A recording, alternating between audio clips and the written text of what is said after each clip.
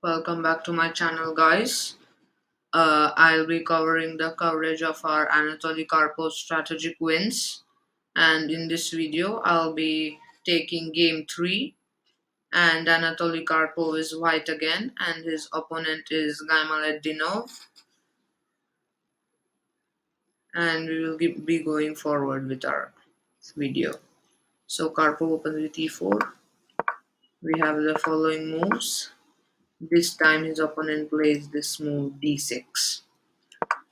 d4, bishop g4, d5. Now this is all theoretical in this line. a6, and instead of bishop into c6, white could have gained a clear advantage by playing bishop a4.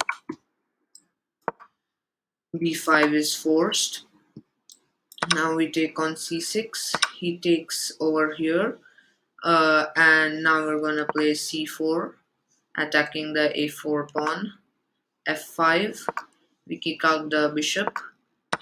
Now we take the f5 pawn. This is what would have happened or could have happened. White could have got a clear advantage. e5, e4, g4. Bishop goes back to f7. We're going to play queen to e2, attacking the e4 pawn. d5, and now knight to e5. And white is clearly much better here. Instead, we have bishop into c6, b into c6, d into c6. Black Karpov gets the pawn that way. h6, the first mistake from black. Castles, knight f6, queen to d3, unpinning and guarding the e4 pawn. Bishop e7, knight c3, castles, knight back to d2, queen e8, queen c4, guarding the c6 pawn. Rook b8, knight to b3, rook to b6, knight to a5. We have king to h7, b3, bishop goes back to e6, and queen to d3. Now knight h5, rook to d1, f5, f3, f4, d5, knight d5, bishop d5, takes d5 check, king to h8, and knight to b7. Now you can't stop this rook from getting trapped. You can't do anything without serious material loss. For example, you plan a5, queen a8, and rook a6. Well, then now I'm going to play first I'll capture queen a8. I'll go back knight to b7, and for rook to a6, this is a pretty bad position for black. I'm just going to play a4 here, and after, you can't do anything.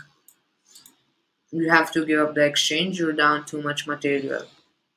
So knight b7. Instead, we have bishop f6, rook to b1, queen f7, and a4. Now bishop g5, a5. Now the rook is forcefully trapped. Rook b4 is forced. c3, rook goes back, and now c4. Now if you go over here again, then you get trapped. The rook gets trapped with bishop a3, and then you would again have to do this. Instead, now you have given white a tempo to develop this bishop here. Instead, we have rook b7, cb7, rook b8, and now b4 takes, and b5. Karpov creates two connected good pass pawns. This is what happens.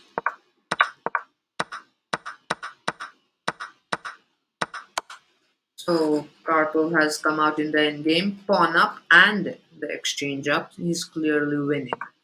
King to h1, queen d6, h3, king to h7, queen e2, knight to g8, queen e6, takes, knight f6, and e7. This is I don't know, it's not a good move. You could have won easily with rook to d8 here. King g6 is forced. You have to stop the pawn.